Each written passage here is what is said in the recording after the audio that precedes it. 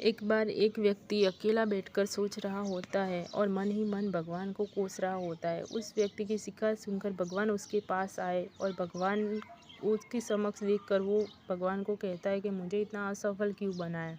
अब मुझे बताओ कि मेरे जीवन की कीमत क्या है।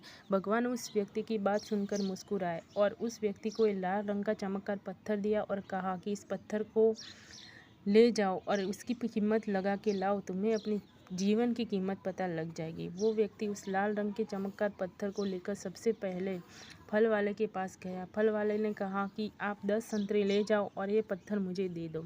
उस व्यक्ति ने कहा कि नहीं, मुझे इस पत्थर को बेचना नहीं है, बोलकर वो आगे निकल गया। फिर वो सब्जी वाले के पास जाता है। सब्जी वाले को कहता है कि मुझे इस पत्थर की कीमत पता कर लाओ। उस सब्जी वाले ने कहा कि एक बोरी आप आलू ले जाओ और ये पत्थर मुझे दे दो। फिर वो इंसान सोचता है कि नहीं, इस पत्थर को बेचना नहीं है। फिर वो आगे निकल जाता है और एक सुनार के पास जाता है। सुनार इसको गौर से देखता है और कहता है कि आपको 1 करोड़ रुपए मिलेंगे, आप ये पत्थर मुझे दे दो और 1 करोड़ ले जाओ।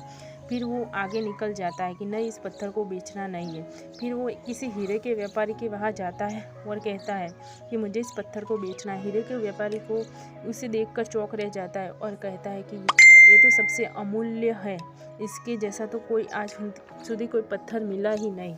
फिर वो उसकी बात सुनकर भगवान को कहता है, अब तो मुझे पता है इस जीवन की कीमत क्या है। भगवान ने कहा, फल वाले ने, सब्जी वाले ने, सुनार ने, व्यापारी ने, सबने तुझे अलग अलग कीमत बताई।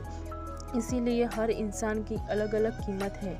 हर किसी को अपने जानकारी के अनुसार तुमने उस पत्थर की कीमत बताई, लेकिन उस हीरे ने व्यापारी ने तुम्हें उसकी पहचान कर तुम्हें उसकी असली पहचान कराई। इसलिए ज़िंदगी में कभी भी कुछ भी हो जाए, निराश मत होना।